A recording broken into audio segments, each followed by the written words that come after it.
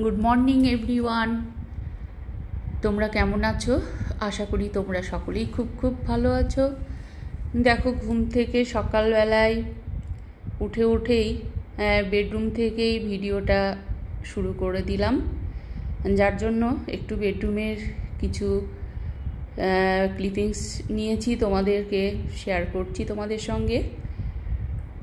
ঘুম থেকে ওঠার পরেই যেহেতু ভিডিওটা স্টার্ট করলাম, অতএব বেডরুমটাও একটু কিছুটা দেখিয়ে দিচ্ছি আমার বেডরুম তোমাদের সঙ্গে।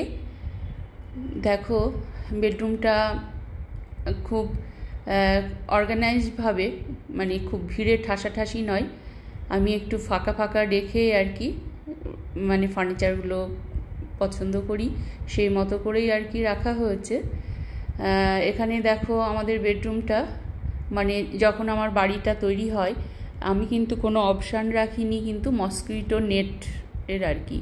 অতএব অ্যামাজন থেকে মাস কয়েক আগে আমার ছেলে অর্ডার করেছিল যে ফোল্ডেবল আর কি, যে মসকিটো নেট, এটা ফোল্ড করা হয়, অ্যামাজন থেকে এসেছে, খুব ছোট্ট করে ফোল্ড করা হয় আর কি, ছোট্ট ডাউন করে প্যাক করে দিয়েছিল, এবং সেখান থেকে কিন্তু এটা আমরা খুলে নিয়ে দেখো খুব সুন্দর মসকিটো নেট।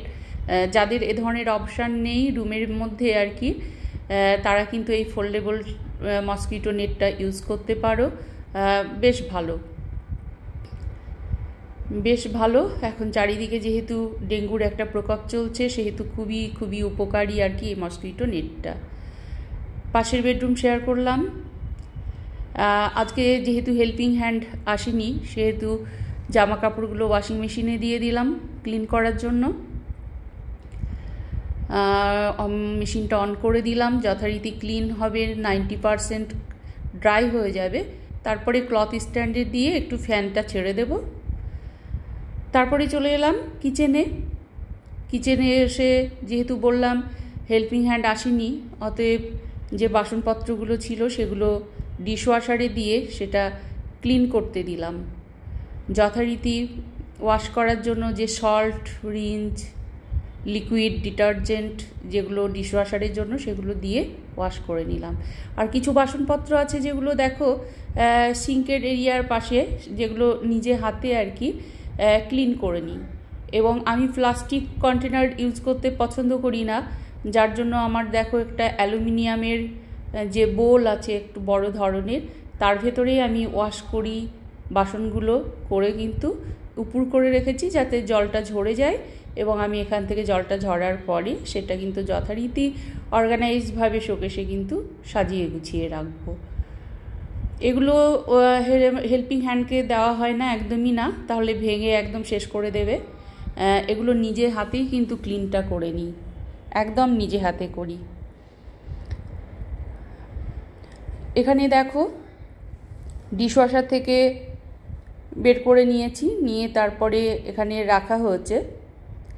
এরপরে কিন্তু একটু ড্রাই হয়ে গেলে আমি ঠিক আমার মডিউলার কিচেনে যে সেলফগুলো আছে সেগুলো আমি কিন্তু বেশ সুন্দর করে সাজিয়ে গুছিয়ে কিন্তু রেখে দেব। যেহেতু ওখানে একটা ভেপারের ব্যাপার আছে, গরম জলে ওয়াশ হয় ডিশওয়াশারে, রীতিমতো এখানে রুটি বানিয়ে নিয়েছি ব্রেকফাস্টে। চলে এলাম ছাদের উপরে, যেহেতু আমার বেশ কিছু ছাদে গাছ আছে, সেগুলো জল দেওয়া, কিছুক্ষণ একটু পরিচর্যা করা, এবং গাছের লুকটা একটু দেখব, মানে গাছ না দেখলে দিনটা আমার একদমই ভালো কাটে না, গাছ এবং ফুলগুলো। তাই চলে এলাম ছাদ থেকে নেমে এলাম যথারীতি সেখানে কিছুটা সময় দেওয়ার পরে এসে, যেহেতু ব্রেকফাস্ট হবে রুটিটা আগেই বানিয়ে নিলাম, এবার তো খেতেই হবে, বুঝতে পারছো, যেহেতু ব্রেকফাস্ট, সেহেতু ডাইনিং টেবিলটা ক্লিন করে নিচ্ছি। এখানে ডাইনিং টেবিলটা আমার মাস কয়েক আগে নতুন এসেছে, এটা আমার বাড়িতে নতুন অতিথি বলতে পারো ডাইনিং টেবিলটা। এটা মার্বেল টপ, আগের যে ডাইনিং টেবিলটা ছিল সেটা আমি দোতলার উপরে দিয়ে দিয়েছি, এবং এখানে এটা সেট করেছি। 6 সিটার, অনেকটা লম্বা, বড়, এবং অনেকটা জায়গা, ভীষণ ভালো লাগে আমার এটা। তোমরা যারা নিতে চাও নিতে পারো, তোমাদেরকে আমি দামটাও বলে দিচ্ছি। আমার এই ডাইনিং টেবিলটা আমার 1,30,000 নিয়েছে। তারপরে চলে এলাম আবার কিচেনে, যেহেতু ব্রেকফাস্ট করতে হবে। এখানে ইয়েপি অর্থাৎ ম্যাগি বানানো হয়ে গেছে। আমার বোলটাই আমি তোমাদের সঙ্গে শেয়ার করছি। হাজব্যান্ড এবং ছেলে পাশেই আছে ডাইনিংয়ে। এখানে দিয়ে নিলাম চিলি সস, টমেটো সস, যেহেতু আমি এগুলো পছন্দ করি খেতে, আর হাজব্যান্ড ছেলে এগুলো খাই না। সঙ্গে কিছু ড্রাই ফ্রুটস নিয়ে নিলাম। ড্রাই ফ্রুটসগুলো স্মার্ট বাজার থেকে নেওয়া হয় বা অনলাইন শপিং করা হয়। এখানে ড্রাই ফ্রুটস আছে আমন্ড, পেস্তা, কাজু, কিশমিশ, ক্র্যানবেরি, আখরোট, বিভিন্ন ধরনের জিনিস কিন্তু এখানে আছে, যেগুলো আমাদের শরীরের জন্য, স্বাস্থ্যের জন্য ভীষণই দরকার। একটু ড্রাই ফ্রুটস খাওয়া প্রতিদিন অন্তত কিছুটা হলেও আমাদের দরকার আছে। এখানে আরও কিছু ফ্রুটস কেটে নিয়েছি, যেটা ডাইনিং টেবিলে নিয়ে এসেছি। এখানে দেখো আনারস, যেটা টুকরো করে কেটে নিয়েছি। এখানে আছে পেঁপে, খুব সুন্দর পেঁপেটা, মিষ্টি ভীষণ। সঙ্গে আছে আঙ্গুর এবং যেটা নাগফল বলে, তোমরা কি বলো আমি জানি না, তবে আমাদের এখানে নাগফল বলে। আনারসটা টুকরো করে কেটে নিয়েছি এবং এটা সুন্দর একটু টেস্টি ইয়াম্মি করে মাখিয়ে নেব। ভীষণই ভালো লাগে খেতে। এখানে নিয়ে নিলাম লবণ। লবণটা একটু কম পরিমাণে নিলাম, যেহেতু সকলের মানে প্রেশারের একটা সমস্যা আছে, হাই প্রেশারের, যেহেতু হাই প্রেশারে বেশি লবণ খাওয়া উচিত নয়, একটু কম পরিমাণে নিলাম। এবং নিয়ে নিচ্ছি এখানে লেবুর রস। আমি ক্লাস 7-এ যখন পড়ি, আনারস একটা কবিতা পড়েছিলাম। সেখানে আনারস, নুন, লেবুর রস এরকম দিয়ে আর কি একটা কবিতা ছিল ছন্দ করে, তো ভীষণ ভালো লেগেছিল। এখন ঠিক অতটা লাইনগুলো মনে নেই, তবে বেশ ইন্টারেস্টিং, খুব ভালো লাগতো। সঙ্গে দিয়ে নিচ্ছি এখানে দেখো ব্ল্যাক পেপার অর্থাৎ গোলমরিচ গুঁড়ো। গোলমরিচ গুঁড়ো একটু ছড়িয়ে নিলাম। আনারসের সঙ্গে লেবুর রস, লবণ এবং গোলমরিচ গুঁড়োর কম্বিনেশনে ভীষণ ভালো হয় খেতে, ইয়াম্মি হয়, টেস্টি হয়। তোমাদের বিভিন্ন জনের ভিডিওতে আমি দেখি তোমরা অন্যান্য রকম করে আর কি আনারসটা মাখিয়ে নাও, তবে যে যার চয়েস অনুযায়ী, তবে আমি এইভাবেই করি।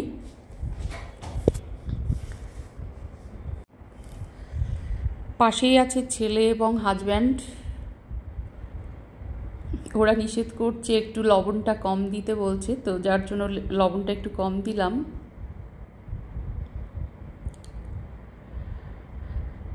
কেউ যেহেতু ক্যামেরার সামনে আসতে চায় না, অতএব আর কি ডিরেক্ট শেয়ার করা হয় না কাউকে। আমার পাশে আছে হাজব্যান্ড পাশের চেয়ারে, তার পাশের চেয়ারে আমার ছেলে ছিল, এবং যথারীতি আমরা কিন্তু সকলেই নিয়ে একে একে খেতে শুরু করেছি। তবে আমার হাজব্যান্ডের যেহেতু সুগার আছে, সেহেতু ফ্রুটসটা, সব ধরনের ফ্রুটসটাও খায় না, শশাটা একটু বেশি খায়, পছন্দ করে। কারণ সুগার হচ্ছে প্রত্যেকটা ফ্রুটসের ভেতরেই কিন্তু সুগার আছে। সুগার পেশেন্ট যারা, তাদের কিন্তু একটু রেস্ট্রিক্ট একটু থাকতেই হবে, রেস্ট্রিকশান থাকাও জরুরি আছে আর কি। কারণ প্রত্যেকটা ফ্রুটসেই কিছুটা হলেও কিন্তু সুগারের মাত্রাটা কিন্তু থাকে। অতএব সুগার পেশেন্টরা খুব সাবধান, সব ধরনের ফল আপনারা কিন্তু খেতে পারবেন না। হাজব্যান্ডকে যেহেতু আমি একটু রিকোয়েস্ট করছিলাম যে একটু টেস্ট করো, বারবার সে খেতে চাইছিল না, যদিও তো বারবার বলার কারণে আর কি এক পিস করে আর কি নিল। সে কিন্তু ভীষণ, কিন্তু মানে কি বলবো, মেনে চলে ভীষণ আর কি। যেটা খাবো না বলে সেটা কিন্তু কিছুতেই খাবে না। তবে অনেক সময় আমার রিকোয়েস্টে বা আমি হয়তো বারবার বলছি, তখন হয়তো এক পিস নিয়ে টেস্ট করে দেখলো আর কি, এরকম ব্যাপারটা। তবে পেঁপেটা বলছিলাম খেতে, পেঁপেটা একটু খেয়েছে। আর বাকি যেগুলো আর কি, এখানে আনারসটা একটু বেশি মিষ্টি হয়, সুগারটা বেশি, সেহেতু ওই 2-1 পিস নিয়েছে, 2-1টা টুকরো আর কি। পেঁপেটা খেয়েছে, যথারীতি ওরা কাঁটা চামচে করে নিয়ে সকলেই খাচ্ছে। সেই সঙ্গে আমিও খাচ্ছি। ভীষণ ভালো ছিল, পেঁপেটা ভীষণ মিষ্টি ছিল এবং আনারসটা মাখাটা ভীষণ ইয়াম্মি হয়েছিল, ভীষণ ভালো লাগছিল খেতে। আমাদের প্রত্যেকেরই উচিত কিছুটা হলেও আমাদের ফ্রুটস কিন্তু খাওয়া উচিত। তবে আমাদের এটা মনে রাখতে হবে, সকালবেলায় ডিরেক্ট ফলটা খাওয়া ঠিক নয়। ব্রেকফাস্টে অবশ্যই ফল থাকবে, যে কোনো একটা, যার যেরকম সুবিধে অন্ততপক্ষে একটা ফল রাখার চেষ্টা করবে। তবে তার আগে কিন্তু একটু সলিড খাবারটা কিন্তু খেয়ে নিতে হবে। সলিড খাবার বলতে গেলে যেমন ধরো রুটি তরকারি, রুটি সবজি হতে পারে, সেটা হতে পারে খিচুড়ি, হোয়াটএভার, হতে পারে ওটস, দুধ, কর্নফ্লেক্স, যে কেউ আর কি যেটা চয়েস করবে। সলিড খাবারটা খেয়ে ফ্রুটস খাওয়াটা ভালো। চলে এলাম দুপুরে রান্না করার জন্য কিচেনে। সেখানে কিছু কোপ্তা বানিয়ে নিচ্ছি, যেহেতু গরম ভাতে খাবো আর কি, সেহেতু কোপ্তাটা বানিয়ে নিলাম। খুব সুন্দর হয়েছে কোপ্তার কালারগুলো, এবং খেতে তো ভীষণই ভালো হয়েছে। এবং খেতে যে ভালো হবে সেটা দেখেও বোঝা যাচ্ছে। তোমরা জানি না কতটা বুঝতে পারছো, তবে অনেক কিছু দেখেও বোঝা যায় যে খেতে কেমন হবে। তোমাদের সঙ্গে শেয়ার করছি, আজকে রেসিপিটা শেয়ার করছি না। কোপ্তাগুলো ভাজা যেহেতু হয়ে গেছে, প্লেটে উঠিয়ে নিচ্ছি একটা একটা করে। ভীষণ ভালো হয়েছিল, আমার ছেলের তো ভীষণ পছন্দ। ও আবারও বলছে মা এটা আবারও বানাবে। মাঝে মধ্যেই কিছু না কিছু একটু বানাতেই হয়, বানাই আর কি। সেটা আমার ইন্টারেস্টেই বানাই, আমারও ভালো লাগে ভীষণ খেতে। একটু তেলে ভাজা কোনো পকোড়া, বিভিন্ন ধরনের বেগুনি, এ ধরনের করে থাকি আর কি। তারপরে দেখো ডিম সেদ্ধ করে ডিমের খোসাটা ছাড়িয়ে নিয়েছি, যেহেতু দুপুরবেলায় ডিম আলুর একটা ঝোল বানালাম। প্রত্যেকটা ডিম ছাড়িয়ে দেখো ডিম আলুর ঝোলটা কি সুন্দর হয়েছে আর কি, দুর্দান্ত হয়েছে দেখতে, এবং খেতেও ভীষণ ভীষণ ভালো হয়েছিল, ভীষণ ভালো। দেখেই বোঝা যাচ্ছে কিন্তু যে এটা কতটা লোভনীয় হয়েছে। তোমরা জানি না কে কতটা বুঝতে পারছো, তবে অবশ্যই ভালো হয়েছে। এবং আমি যেটা রান্না করি সবাই প্রশংসা করে খেয়ে, এবং হাজব্যান্ড ছেলে খুব সুন্দর সোনামুখ করে খেয়ে নেয়। সঙ্গে ইলিশ মাছ ভাজা করে নিলাম, এটা রান্না করিনি, ভাজা রেখে দিয়েছিলাম। এতগুলো তো আর একসঙ্গে খাওয়া যাবে না, তবে যেগুলো আর কি গরম ভাতে খাবো সেগুলো কিছুটা কয়েকটা পিস নিয়ে ভাজা করেছিলাম, যেটা লাঞ্চে আর কি খাবার জন্য। আর যেটা দেখা যাচ্ছে পাশে সেটা ভেজে রেখে দিয়েছিলাম ফ্রিজে, পরদিন রান্না হলো আর কি। চলে এলাম একটু রেস্ট নেওয়ার পরে, এটা বিকেলবেলার, সেহেতু আমার বেডরুমে আবারও চলে এলাম এবার একটু রেস্ট নিতে। বিকেল বলতে গেলে প্রায় সন্ধ্যা হয়ে গেছিলো আর কি। এখানে টিভিটা চলছে আমার বেডরুমে, হাজব্যান্ড খাটের উপরে বসে আছে, নিউজটা দেখছে। নিউজ প্রতিনিয়ত দেখা এবং শোনা হয়, যেহেতু হাজব্যান্ড নিউজটা দেখে, আমিও পাশেই থাকি, আমিও নিউজটা দেখি, শুনি এবং ইউটিউবের কাজ করি, নিজের এডিটিংটা করি, তোমাদের সকলের ভিডিওগুলো পরপর দেখে নিই। এইবার যেটা হচ্ছে কাজ, আমার আসল কাজ, সেটা হচ্ছে এই যে গত শীতের সময় থেকে এত ব্যস্ততার কারণে একদম সময় পাইনি ওয়ার্ড্রপটা গোছানোর। মানে ওয়াশ হয়েছে জামা কাপড়গুলো নিয়ে এসে ঠাসা গাজা করে কিন্তু একদম রাখা আছে, দেখো জড়ো সড়ো হয়ে একদম রাখা আছে। কারণ যেদিনকে আর কি গুছিয়ে রাখি 2 থেকে 3 ঘন্টা কিন্তু সময় লেগে যায়, অনেস্টলি বলছি। ওয়ার্ড্রপটা দেখো, মানে একেবারে নিচে থেকে একেবারে সিলিং পর্যন্ত 3 ডোর ওয়ার্ড্রপ এটা। ওয়ান সাইড সেটা আমার জামা কাপড় আছে আর কি সেটাই, এবং এই যেটা ডাবল ডোর যেটা দেখছো সেখানে আছে আমার এবং হাজব্যান্ডের। উপরের পোর্শনটাই থাকে হাজব্যান্ডের জামা কাপড়টা, এবং এই যে নিচে দেখছো অফ ক্যামেরায় আমি কিন্তু এগুলো গুছিয়ে নিলাম, সবগুলো কিন্তু এলোমেলো হয়েছিল, অফ ক্যামেরায় আমি গুছিয়ে নিলাম এটা। অবশ্য শাড়িগুলো ভাঁজ করতে কিছু এখানে শাড়ি আছে, হাজব্যান্ডের হেল্প নিতে হয়, কারণ শাড়ি তো একা একাই হয় না, যেটা আমাকে বিয়ের পর থেকেই উনি আর কি করে থাকেন, একটু হেল্প করেন, উনি ধরেন, একসঙ্গে আর কি নিয়ে ভাঁজটা করে নেওয়া হয়।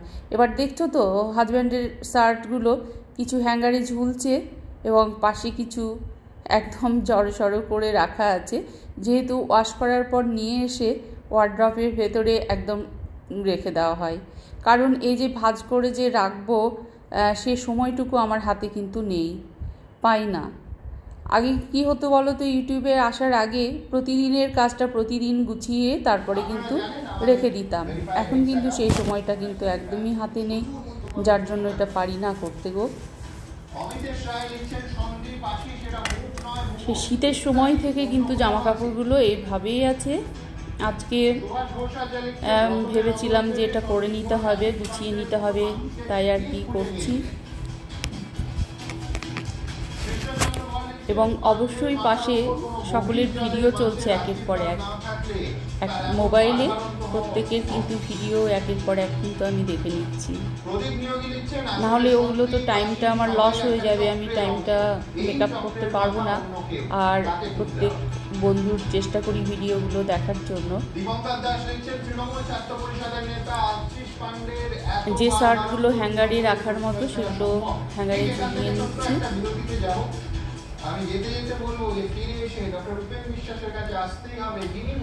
যেহেতু ওয়ার্ড্রপটা একটু উঁচু আছে আর কি, অনেকটাই বড়, যেহেতু বললাম তোমাদের সেই মেঝে থেকে সিলিং পর্যন্ত একটু রাখতে অসুবিধা হচ্ছে। পরে হাজব্যান্ডের হেল্প নিয়ে তারপরে রাখা হলো আর কি।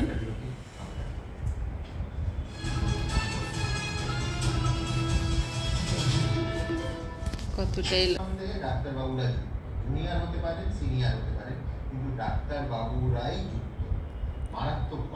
দেখো এখনো কিন্তু কমপ্লিট হয়নি গোছানোটা।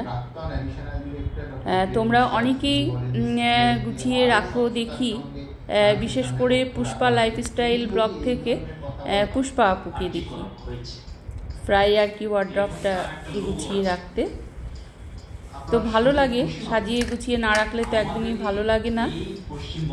আমি তো নিয়মিত এগুলো করতাম, কিন্তু ইউটিউবে আসার পর থেকে অতটা সময় পাচ্ছি না, যার জন্য দেখো না কিভাবে এতগুলো শার্ট ওয়াশ হয়েছে আর নিয়ে এসে রাখা হয়েছে। এগুলো ইউজ করার আগে আগে ভালো করে আয়রন করে নিতে হবে, নিয়ে তারপরে কিন্তু ইউজ করতে হবে। কারণ এইভাবে রাখাটা ঠিক নয়, কারণ এইভাবে রাখলে একটু কুচকে যায়, দাগ পড়ে যায়। আয়রন না করে তো অবশ্যই এটা ইউজ করা যাবে না।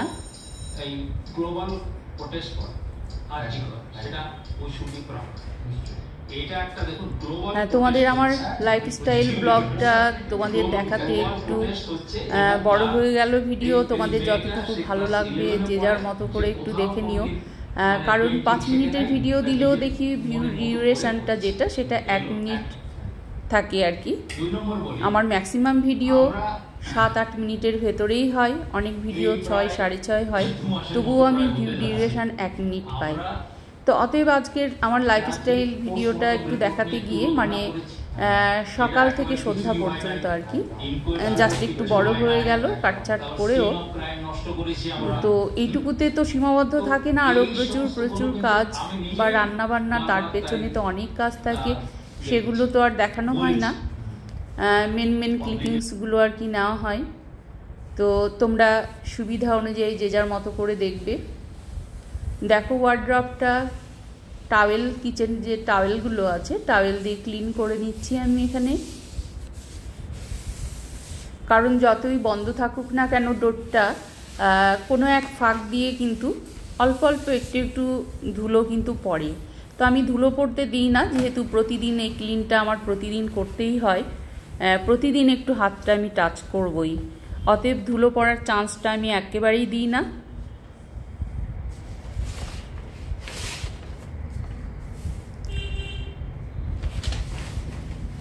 দেখো ক্লিন করার পরে যেটা হচ্ছে, আমি একটা পেপার বিছিয়ে নেব, তবে প্লেট যে পেপার সেই পেপারগুলো নয়, কারণ সেই পেপারগুলোতে কালি থাকে এবং জামা কাপড়ে লেগে যাওয়ার একটা চান্স থাকে, এবং ওয়ার্ড্রপের যে হোয়াইট যে কালারটা সেটাতেও কিন্তু অনেক সময় কিন্তু ছাপ পড়ে যায়।